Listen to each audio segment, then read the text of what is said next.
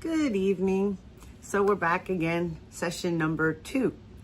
I'm not going to remember all the session numbers probably, but anyway, today what we're going to do is we're going to look at section 1.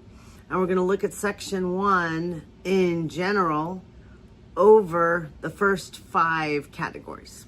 So that's government and systems, looking at the history and theories, the psychological, sociological aspects, the people involved, the United States and the world. And I am going to look at 5 spreadsheets. Later, they're going to be put up so you can look at them too. But they're not up there now. That's why I keep looking down at them. Later on, we're going to try and do it so that maybe I can see them up here or something. But this is still early times.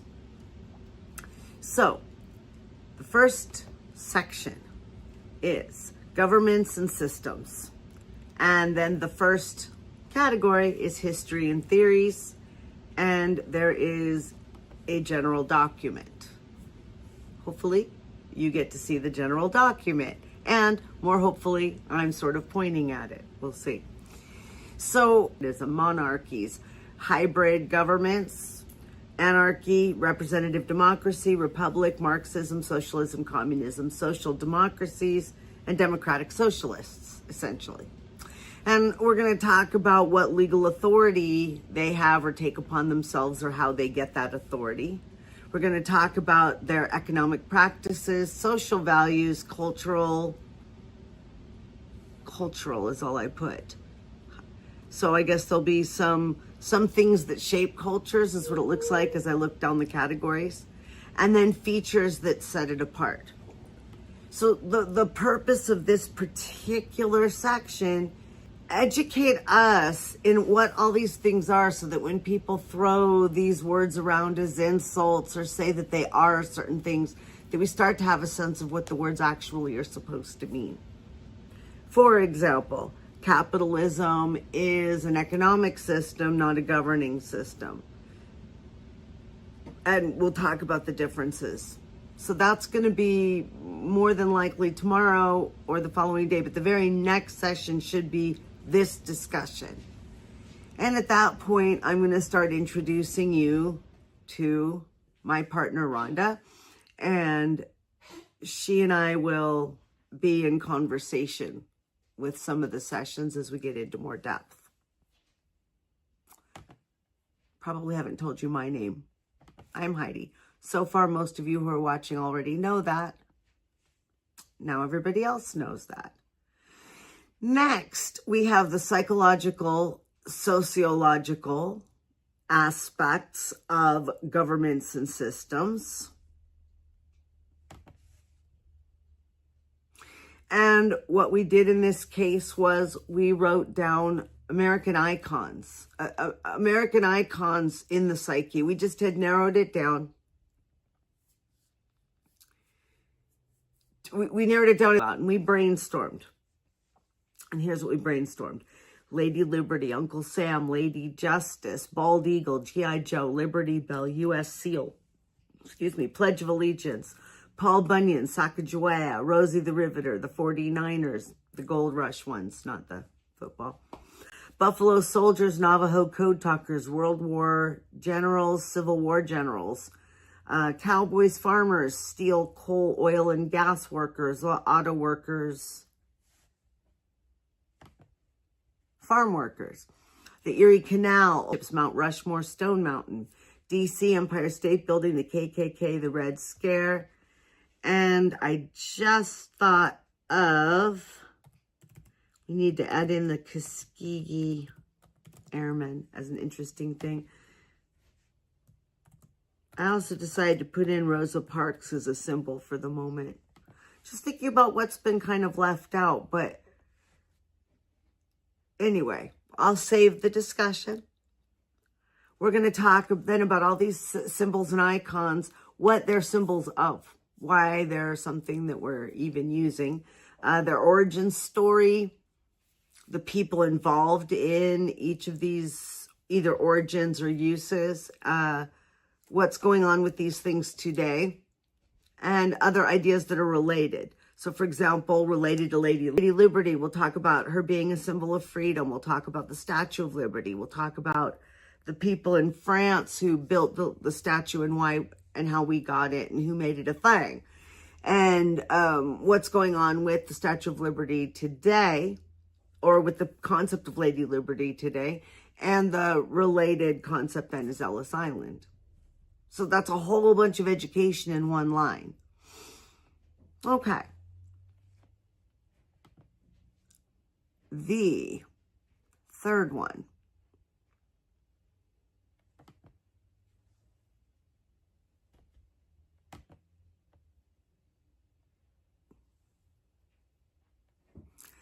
The third one has to do with people.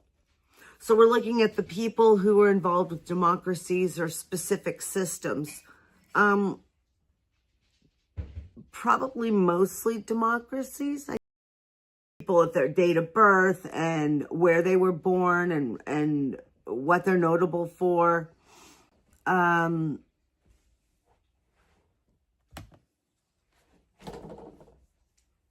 When they did their notable acts. Love to go back and look at my own thinking, right? What they had to do with, or what their demographics were, if there's anything interesting and different, their education level, their profession, their associates, what they affected, I guess, their inspirations and influences, a good quote from each one, an innovation of theirs, and maybe a book if they wrote one. In this case, we only have the chart partway filled out because we wanted to make that part of doing this was to fill out more of the chart or work on it or have other people help research or who knows. We haven't decided yet. That's getting into the depth. So the names. Some you'll know, some you won't. There's Cleisthenes, Adam Smith, Karl Marx, Robert Owen, Benito Mussolini, Mao Zedong, Thomas Jefferson, Eleanor Roosevelt, RFK Sr., John Lewis, Bennett Riley, Peter Hardiman. I wrote Burnett, don't know who that is right at the moment. Pat Brown, Ronald Reagan, Jerry Brown, Gavin Newsom, Kelsey and Stone. That's very local to me. Martin Luther King, Nelson Mandela, J.S. Mill, Golda Meir, Menachem Begin, Anwar Sadat, Yasser Arafat, Moshe Dayan, Joseph Goebbels, Leni Riefenstahl, Herbert Hoover, FDR, LBJ, Harvey Milk, Christina Jorgensen, Cesar Chavez, George Wallace. That is half. So I'm not going to read any more right now. When we get to that list, we'll talk about it. And you can see now why each thing is going to be broken down and broken down and broken down. And that's how we get it to the kind of level that I'm talking about. Right now, in this casual discussion, and even going through these charts at a deeper level is like I said, it's a high school BA level of education, maybe broader than most, but still about that level. But as we get into filling out the charts and comparing and contrasting and the lesser known people and figuring out how they fit into history, now we're starting to get into the BAMA area. So then the fourth one of this particular series is bringing things into the United States. So we're looking at the governments of the states, essentially. And obviously all of the states. We might look, I did. I put in D.C. We could potentially have other territories, but definitely D.C. because it's connected physically. And looking at the governments, looking at the state.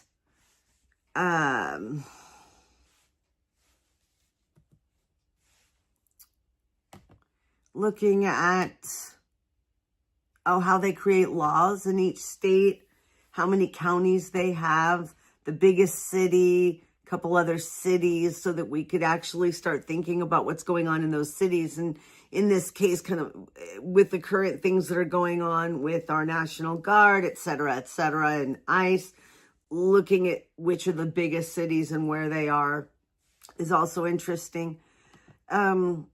What's going on with their state militia, police, National Guard. Note, almost all of this was set up at the beginning of this year.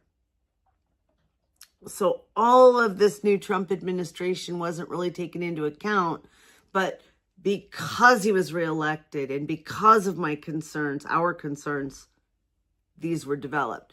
So anything you see that seems prescient was prescient. So looking at their equality for women in each state, looking at their ethnic percentages in their population centers, their attitudes towards sanctuary, asylum, refugees, the propaganda, the homelessness and poverty, the attitudes toward LGBTQ plus people, their attitude toward immigrants in general, what kind of immigration is going on, what percentages of people of color, non-white, non-Christian, and that, attitudes and laws for disabled people, seniors, how they treat pregnancy women issues, how they treat journalists, how they treat weed, how they deal with taxes. All those things about the states. And if you're thinking about relocating, if you're thinking about where to go, if you're having a certain kind of problem, this is the kind of education that would be handy.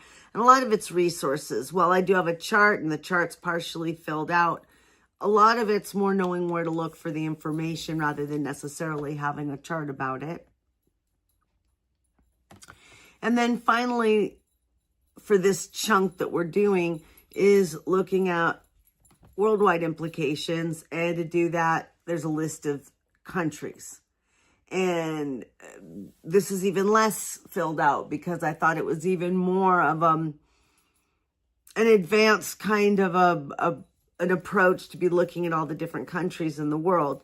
But we did list all the countries. We have links that has to do with the history and demographics. And then we want to talk about immigration, survivalism,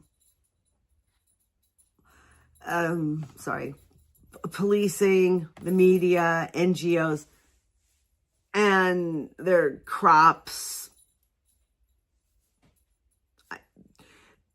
I'm hesitating because I'm remembering that I have more than one sheet on each of these spreadsheets, but we will get to those in due time.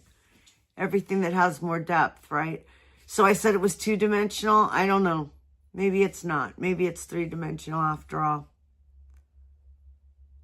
So that's going to take the next 5 videos, is to go into depth on each one of the ones that I've introduced to you now.